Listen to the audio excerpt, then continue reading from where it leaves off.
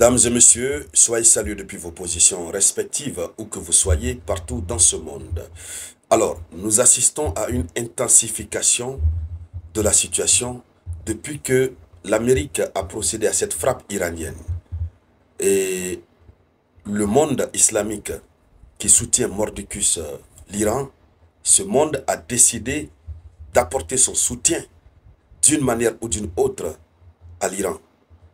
Et ils avaient promis de faire disparaître tout ce qui est base militaire américaine dans le Moyen-Orient. Hier d'ailleurs, dans la nuit d'hier, très tard la nuit, un des conseillers du guide suprême iranien Ali Khamenei avait déclaré que l'Amérique n'avait plus sa place au Moyen-Orient. Ce qui sous-tendait qu'ils allaient attaquer tout ce qui est base militaire américaine du côté du Moyen-Orient.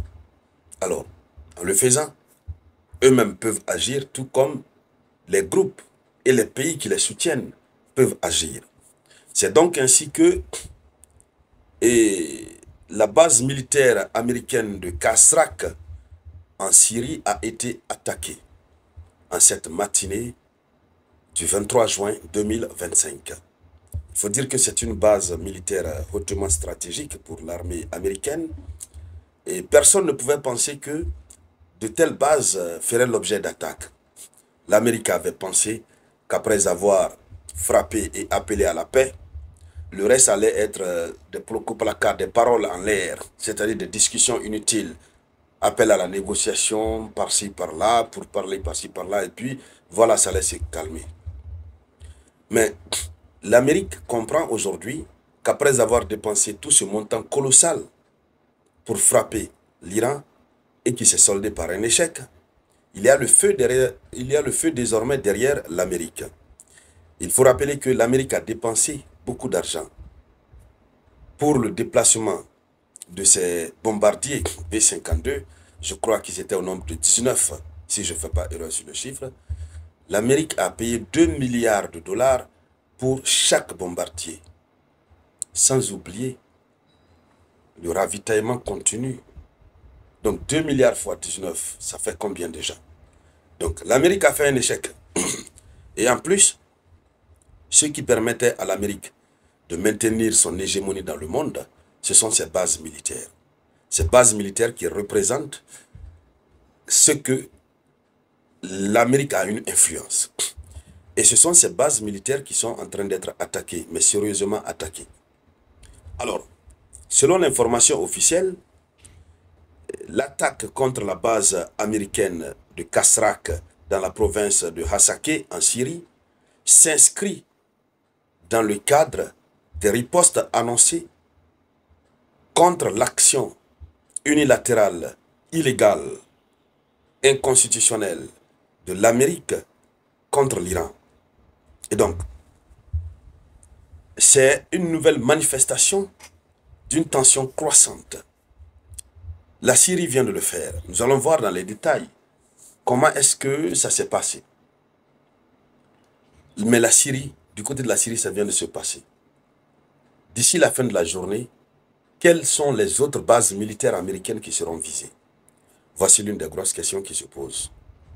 Alors, avant de continuer, je vous demande de mettre le geste qui motive et de partager la vidéoconférence au maximum. Partagez-la, oui.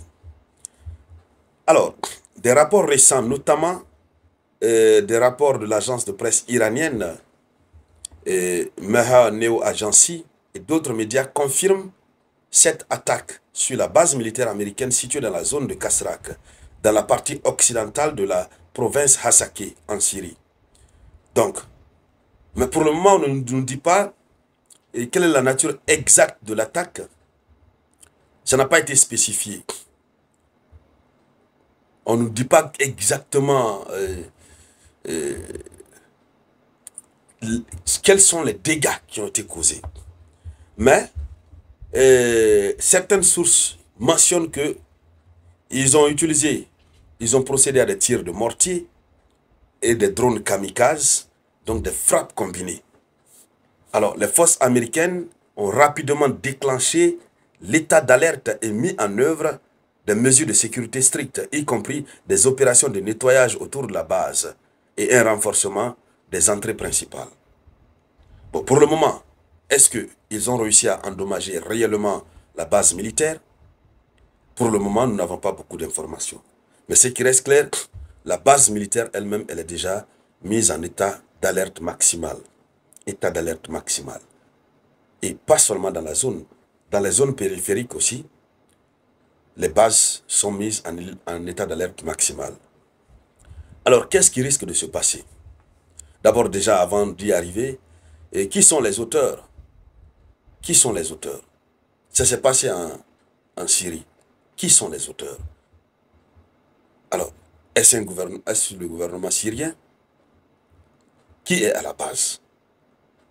Et donc, pour le moment, aucun groupe n'a revendiqué officiellement cette attaque spécifique. Mais les regards se tournent vers des milices, si on peut le dire ainsi, des groupes qui sont soutenus par l'Iran.